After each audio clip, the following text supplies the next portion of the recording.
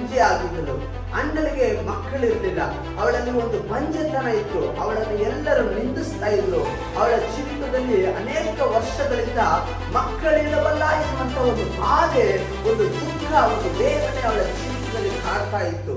Hallelujah. ಹಾಗಾದ್ರೆ ದೇವರ ಮಕ್ಕಳೇ, ದೇವರ ವಾಕ್ಯದಲ್ಲಿ ಕಾಣ್ತೇವೆ, ಅವಳು ಒಂದು ಸಾರಿ ಪ್ರಾರ್ಥನೆಗೆ ಮಾಡೋದಕ್ಕಾಗಿ ದೇವಾಲಯಕ್ಕೆ ಹೋಗಿ ಅವಳು ಅಳ್ತಾ ಪ್ರಾರ್ಥನೆ ಮಾಡ್ತಾ ಇದ್ದಾಳೆ. ಏನಂತ? ದೇವರೇ, ನನ್ನ ಬಂಜೆತನವನ್ನು ನೀಗಿಸು, ನನ್ನ ದುಃಖವನ್ನ ನೀಗಿಸು, ನನ್ನ ವೇದನೆಯನ್ನ ನೀಗಿಸು ಎಂದು ಅವಳು ಅಳ್ತಾ ಪ್ರಾರ್ಥನೆ ಮಾಡಬೇಕಾದ್ರೆ ಯಾಜಕನು ಬಂದು ಅವಳನ್ನು ಸಮಾಧಾನ ಮಾಡಿ ಕಳಿಸ್ತಾನೆ. ನಿನ್ನ ಪ್ರಾರ್ಥನೆಯನ್ನು ದೇವರು ಕೇಳಿದ್ದಾನೆ ಎಂದು. ಆಮೇಲೆ ಆಕೆಯ ಮೊರೆಯಲ್ಲಿ ದುಃಖವು ಕಾಣಲಿಲ್ಲ. ಹಾಲೆಲೂಯಾ. ಹಾಗಾದ್ರೆ ದೇವರ ಮಕ್ಕಳೇ, ಇವರೆಗೂ ಅಣ್ಣಳು ಅವಳು ಅಳ್ತಾ ಇದ್ಲು, ಅವಳು ದುಃಖದಲ್ಲಿದ್ಲು, ಅವಳು ವೇದನೆಯಲ್ಲಿದ್ಲು. ಆದ್ರೆ ದೇವರು ಅವಳ ಪ್ರಾರ್ಥನೆಯನ್ನ ಕೇಳಿ ಒಂದು ಸಮುವೇಲ್ ಬಾಲಕನನ್ನ ಕೊಟ್ಟ ಮೇಲೆ ದೇವರ ವಾಕ್ಯದಲ್ಲಿ ಕಾಣ್ತೇವೆ, ಆಕೆಯ ಮೊರೆಯಲ್ಲಿ ಇನ್ನು ದುಃಖವು ಕಾಣಲೇ ಇಲ್ಲ. ಅದರ ಅರ್ಥ ಏನ್ ಗೊತ್ತಾ? ಅವಳ ಜೀವಿತದಲ್ಲಿ ಇನ್ನ ದುಃಖ ಅವಳು ಕಾಣಲಿಲ್ಲ.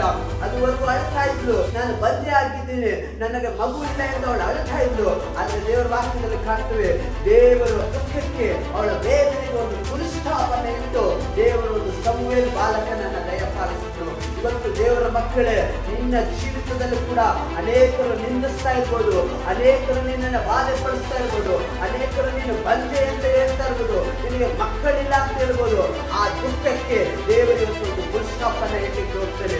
ಆ ವೇದನೆಗೆ ದೇವರೊಂದು ಪುನಃಸ್ಥಾಪನೆ ಇಡ್ತಾನೆ. ದುಃಖಕ್ಕೆ ಬದಲಾಗಿ ನಾನು ಸಂತೋಷವನ್ನು ಕೊಡ್ತೀನಿ ಎಂದು ದೇವರ ವಾಕ್ಯ ಹೇಳುತ್ತೆ. ನಿನ್ನ ದುಃಖವನ್ನು ನೀಗಿಸುವ ದೇವರಿದ್ದಾನೆ ಎಂದು ದೇವರ ವಾಕ್ಯ ಹೇಳುತ್ತೆ.